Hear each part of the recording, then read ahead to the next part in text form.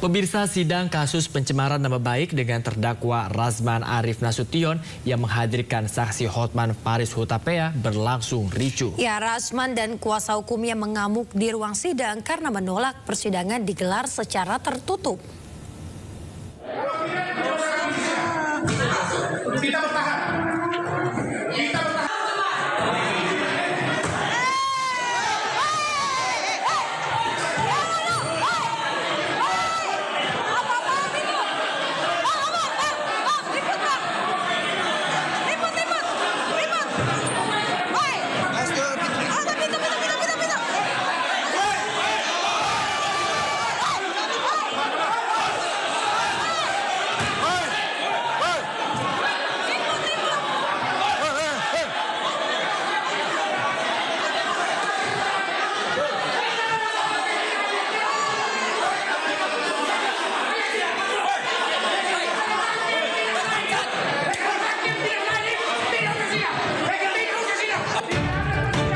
Kericuhan ini terjadi saat persidangan kasus pencemaran nama baik yang dilaporkan oleh Hotman Paris dengan terdakwa Razman Arif Nasution.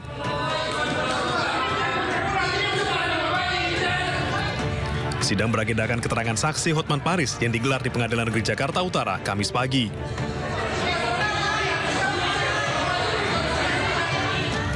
Saat sidang, majelis hakim meminta agar sidang digelar secara tertutup karena ada materi yang mengandung kesusilaan.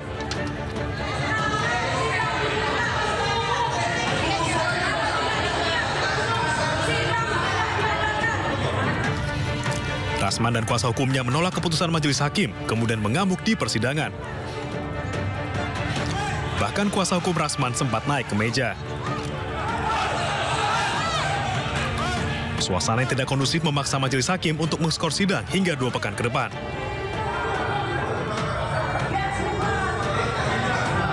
Bahwa persidangan itu dinyatakan tertutup umum khusus untuk Pak Hotman Paris, ya, karena sudah dipelajari oleh majelis hakim dalam musyawarahnya itu bahwa isi berita acara itu mengandung sesuatu hal-hal yang tabu untuk didengar dan juga tabu untuk dilihat apabila di persidangan, sehingga dinyatakan tertutup umum. Nah, mulai dari situlah, ya, dari situlah terdakwa penasihat hukumnya melakukan hal-hal yang tidak perlu terjadi di persidangan. Ya, sebetulnya kalau memang keberatan kan ada ruangnya. Ya. Sebelumnya, Razman Arif Nasution telah ditetapkan sebagai tersangka dalam kasus pencemaran nama baik terhadap Hotman Paris sejak 2022. Dari Jakarta, Sofyan Firdaus, iNews melaporkan. Sidang lanjutan pra-peradilan Sekjen PDI Perjuangan Hasto Kristianto kembali digelar di Pengadilan Negeri Jakarta Selatan. Sidang beragendakan mendengar jawaban KPK selaku pihak termohon. Sidang perkara pra-peradilan nomor 5. Sidang pra-peradilan Sekjen PDI Perjuangan Hasto Kristianto kembali digelar di PN Jakarta Selatan pada hari Kamis. Sidang kali ini beragendakan mendengar jawaban KPK selaku pihak termohon. Selain itu, sidang dilanjutkan dengan agenda menyampaikan bukti tertulis dari pemohon, yakni Hasto Kristianto. Terima kasih, Yang Mulia Hakim Pra. Tim kuasa hukum Hasto turut membawa 41 alat bukti untuk mendukung petitum tuntutan di sidang permohonan pra-peradilan untuk menguatkan argumentasi pada sidang di hari sebelumnya. Tuntutan kami dalam permohonan pra-peradilan, kami mengajukan 41 bukti yang menguatkan argumentasi kita dalam permohonan yang kemarin sudah dibacakan. Di antaranya adalah hasil sidang eksaminasi para ahli hukum, para profesor, doktor hukum, dan juga ada FGD, Forum Group Discussion, yang membahas terkait dengan dugaan pelanggaran-pelanggaran prosedur yang dilakukan oleh penyidik KPK. Sebelumnya, kuasa hukum Hasto Kristianto menyebut penetapan Hasto sebagai tersangka dilakukan tanpa melalui pengumpulan 2 alat bukti permulaan yang cukup.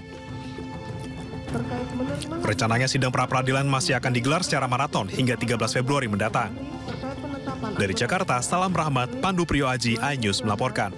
Sampai 2024. Pemirsa, KPK mengungkapkan alasan tim penyidik menggeledah kediaman politisi Partai Nasdem Ahmad Ali dan juga Ketua Umum Pemuda Pancasila Yapto Suryo Sumarno. Ya, penggeledahan itu terkait kasus korupsi yang menjerat mantan Bupati Kutai Kartanegara, Kalimantan Timur, Rita Widiasari. Untuk lebih menjelaskan bahwa benar pada hari Selasa tanggal 4 Februari, penyidik melakukan kegiatan penggeledahan untuk tersangka RW. Ada dua lokasi, yang pertama di rumah saudara AA di perumahan Interkon di daerah Kembangan, Jakarta Barat. Dari lokasi tersebut penyidik menyita uang dalam bentuk rupiah dan falas senilai 3,49 miliar, dokumen, barang bukti elektronik, dan juga ada tas dan jam tangan dan brandednya. Untuk kegiatan di rumah tersebut berlangsung dari pukul 10 pagi sampai dengan pukul 4 sore waktu Indonesia bagian Barat. Untuk lokasi kedua merupakan rumah saudara JS di daerah Jagakarsa, Jaksel. Ini penyidik menggeledah dan melakukan penyitaan 11 kendaraan bermotor roda 4, uang dalam bentuk rupiah dan falas senilai kurang lebih 56 miliar, dan ada juga penyitaan dalam bentuk dokumen dan barang bukti elektronik. Pemirsa, pembongkaran pagar laut di perairan Kabupaten Tangerang, Banten akan segera selesai. Ya, dari 30,16 km pagar, tersisa 8 km lagi yang belum dibongkar. TNI Angkatan Laut menyatakan telah berhasil membongkar kurang lebih 22 km pagar laut di wilayah perairan Kabupaten Tangerang, Banten. Hingga Rabu kemarin, 18,2 km pagar ada di kawasan Tanjung Pasir.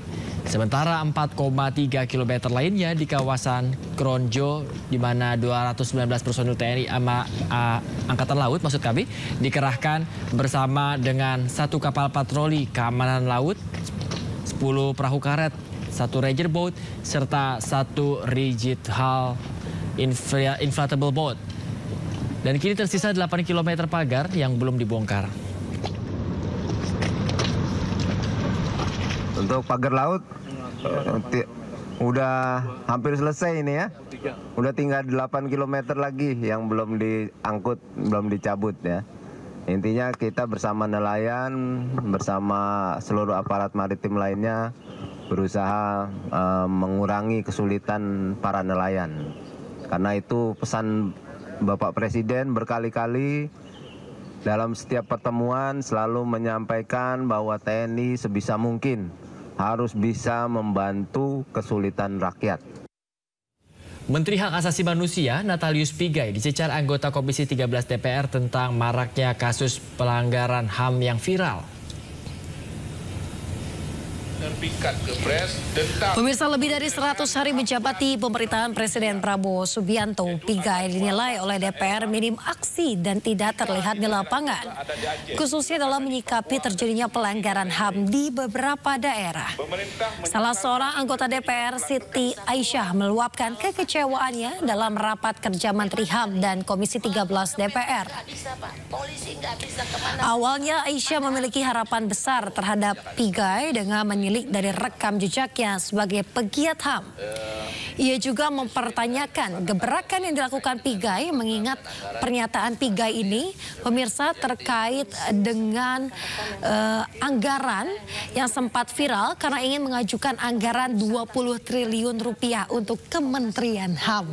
Di mana permasalahan anggaran memang Bapak minta 20 triliun sehingga itu jadi pembicaraan. Saya rasa itu sangat logis. Sangat logis kalau negara punya dana. Dan Bapak bekerja, malah saya rasa 20 triliun itu sangat kurang untuk melaksanakan rehabilitasi ataupun pemulihan terhadap HAM itu sendiri, atau untuk menindaklanjuti pelanggaran HAM ke depan. Tetapi saya tidak lihat Apa yang Bapak kerjakan 100 hari ini? Ini amnesti yang mau dilakukan, itu program pemerintah. Terus perlindungan, yang rencananya perlindungan migran itu Pak sedang dibuat hari ini undang-undang perlindungan pekerja migran Indonesia. Harusnya HAM juga mengasih masukan di sana supaya undang-undang yang dibuat itu juga benar. Sudah banyak hari ini pelanggaran HAM di Indonesia yang viral, sangat viral. Mungkin Bapak juga tahu, seperti Rempang, seperti pagar laut. Saya nggak lihat Bapak hadir di sana. Apakah menurut Pak Menteri Rempang itu tidak melanggar HAM? Apakah pagar laut itu tidak melanggar HAM? Ya, jadi Pak, saya ingin ke depan, ayolah Pak. Ketika Bapak jadi Menteri, anggap sajalah itu cuma pakaian, tetapi kami ingin Pak Vijay yang dulu. Mungkin ada kendala-kendala, mungkin ada gesekan, mungkin Bapak bisa cari solusi yang lebih baik.